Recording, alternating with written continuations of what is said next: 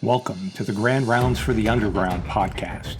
The views and opinions of the speakers are their own and do not represent anyone else's.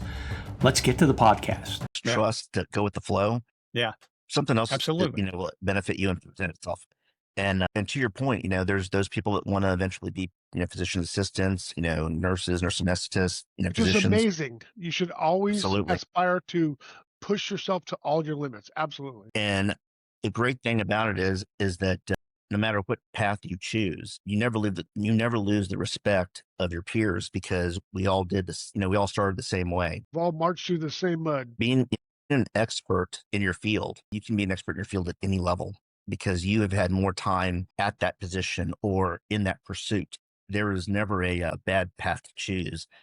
Just continue, but you've got to choose a path and continue on to be of value. And, the 68 whiskeys, I was going to say, or basically have the same problem, except for the fact that there's a difference between the 68 whiskey ones that are in whiskey fours that are in the soft side versus the general purpose force side, as to what is available to them and how the professional development model works for them. They don't turn into Zulus until Sergeant Major, but they aren't expected to keep up with credentialing after E8 or at E8 and above. To be fair, the good ones still do, and we all know the good ones. Absolutely. Yes. They're to your point, sometimes it's difficult for those good ones that want to get the Agreed. support from their commands to do it, because it's like, you don't need to do that anymore. Well, that's very true. They don't need to. But at the same time, when things go really bad, and I'm referring specifically to an experience of mine during Roberts Ridge and Yeah. what happened, during that whole 2 weeks of stuff. Yeah. Leave it simple. When things are going really bad, they look for basically two types of people.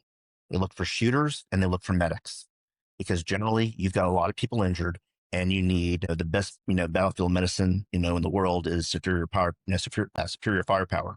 Hell yeah. So that's what they look for. And if they don't care what your rank is. They don't care if you're a warrant officer now, or if you are, a MSC officer because you decided to go to become an MSC officer. If you're a prior medic, they're like, hey, we need, you to go on this. There's just too much to handle at this point. You're trying to arrest the mass casualty that is, currently ongoing, and, and try to gain control of the situation that is dynamic and, almost uncontrollable. Thanks for tuning into the podcast. We'll see you next time.